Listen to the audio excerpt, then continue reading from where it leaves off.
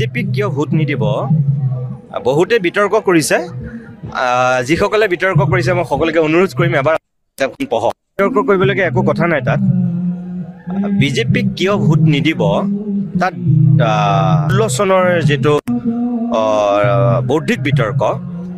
বিধানসভা নিৰ্বাচনৰ আগে আগে যেটো বিতৰ্ক হৈছিল সেই বিতৰ্কটো মই ধৰি ৰাখিবৰ কাৰণেহে সেই কিতাপখন কৰিছো আৰু তাত যেহেতু বিজেপিৰ সপক্ষ আৰু বিজেপিৰ বিপক্ষত দুটা পক্ষৰ মানে লিখা হৈছিল বিভিন্ন বাতৰি কাকতত আৰু মই সেই কাকতত ওলোৱা 37টা প্ৰবন্ধ মই সংকলন কৰিছো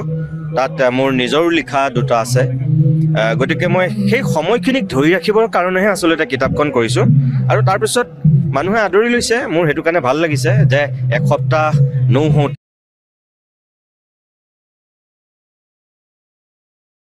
এই দ্বিতীয় সংস্কৰণ বনলতাৰ দৰে আগশাৰীৰ প্ৰকাশন গোষ্ঠীয়ে কৰিবলগীয়া হৈছে এমাজনত আটাইতকৈ বেষ্ট সেলাৰ আৰু বনলতাৰ প্ৰকাশকে নিজেও সেই ক্ষেত্ৰত মানে আচৰিত হৈছে আৰু মই নিজেও ধন্য বুলি ভাবো অসমৰ সমূহ পাঠকৰ ওচৰত কাৰণ এমাজনত সকলোৱে সাৰ্চ কৰিলে দেখিব যে তাত বেষ্ট সেলাৰত এক নম্বৰত আছে আনকি হট নিউ ৰিলিজত এক নম্বৰত আছে যেটো পলিটিক্যাল মানে তাৰ ভাগ পলিটিক্যাল ভাগটোত এই দুই কিতাপখনে দুইটা জায়গাতে এক নম্বৰত আছে আৰু অল টোটাল বুকস যিমানখিনি মুঠ কিতাপ আছে এমাজনৰ মানে পলিটিক্স ইকনমিক্স লিটাৰেৰী এনেকুৱা যিমানখিনি লগ লগাই 100খন কিতাপ আছে তাতো এই কিতাপখনে 24 নম্বৰ স্থানত আছে একমাত্ৰ অসমীয়া কিতাপ গতিকে মই ভাবিছো এটো মোৰ কাৰণে এটা গৌৰৱৰ কথা বা ভাল লগা কথা আৰু এটা মই এইখিনিতে সুধিছো এটা চেনেলৰ মুখ্য সম্পাদকৰ দায়িত্বত আছে আমাৰ স্যাটেলাইট টেলিভিছনত দিন ৰাতি বুলিবলৈ বিশেষ একো নাথাকে ইমান ব্যস্ততাৰ মাজত কেনে ধৰণে সময় উলিয়াইছে মই ব্যক্তিগতভাৱে এটা কথাই বিশ্বাস কৰোঁ যিবিলাক মানুহ আটাইতকৈ বেছি ব্যস্ত তেওঁলোকৰ হাততে আটাইতকৈ বেছি সময় থাকে আৰু এটা সুধিছো যে এতিয়ালৈকে পাঠক সমাজৰ যথেষ্ট সহাৰি পাইছে আৰু অনাগত দিনত যেহেতু আৰু আগবাঢ়িব গতিকে এই মুহূৰ্তত এটা যদি শব্দত পাঠক সমাজক কি ক'ব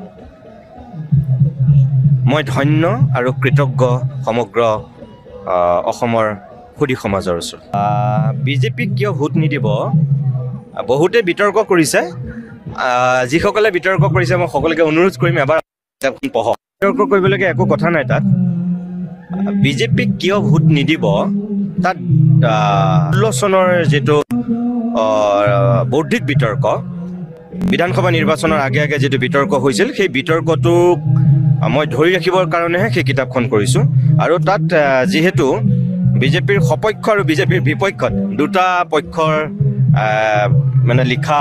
হৈছিল বিভিন্ন বাতৰি কাকতত আৰু মই সেই কাকতত ওলোৱা 37টা প্ৰবন্ধ মই সংকলন কৰিছো তাত মোৰ নিজৰ লিখা দুটা আছে গতিকে মই সেই সময়খিনিক ধৰি ৰাখিবৰ কাৰণেহে আসলতে কিতাপখন কৰিছো আৰু তাৰ পিছত মানুহে আদৰি লৈছে মোৰ হেতু কাৰণে ভাল লাগিছে যে এক সপ্তাহ নৌহত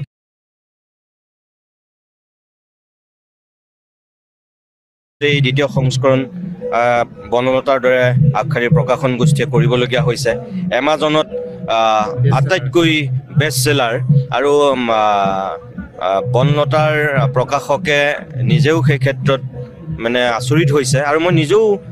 ধন্য বুলি ভাবো অসমৰ সমূহ পাঠকৰ ওচৰত কাৰণ এমাজনত সকলোৱে সাৰ্চ কৰিলে দেখিব যে তাত বেষ্ট সেলাৰত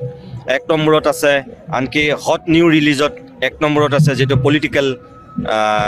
মানে তাৰ ভাগ পলিটিক্যাল ভাগটোত এই দুই কিতাপখনে দুইটা জায়গাতে এক নম্বৰত আছে আৰু অল টোটাল বুকস যিমানখিনি মুঠ কিতাপ আছে এমাজনৰ মানে পলিটিক্স ইকনমিক্স লিটাৰেৰী এনেকুৱা যিমানখিনি লগ লগাই 100খন কিতাপ আছে তাতো এই কিতাপখনে 24 নম্বৰ স্থানত আছে একমাত্ৰ অসমীয়া কিতাপ গতিকে মই ভাবিছো এটো মোৰ কাৰণে এটা গৌৰৱৰ কথা বা ভাল লগা কথা আৰু এটা মই এইখিনিতে সুধিছো এটা চেনেলৰ মুখ্য সম্পাদকৰ দায়িত্বত আছে আমাৰ স্যাটেলাইট টেলিভিছনত দিন ৰাতি বুলিবলৈ বিশেষ একো নাথাকে ইমান ব্যস্ততাৰ মাজত কেনে ধৰণে সময় উলিয়াইছে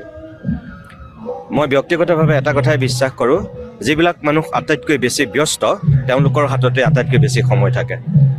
আৰু এটা সুধিছো যে এতিয়ালৈকে পাঠক সমাজৰ যথেষ্ট সহাৰি পাইছে আৰু অনাগত দিনত যেহেতু আৰু আগবাঢ়িব গতিকে এই মুহূৰ্তত এটা যদি শব্দত পাঠক সমাজক কি ক'ব মই ধন্য আৰু কৃতজ্ঞ সমগ্ৰ অসমৰ সুধী সমাজৰ ওচৰত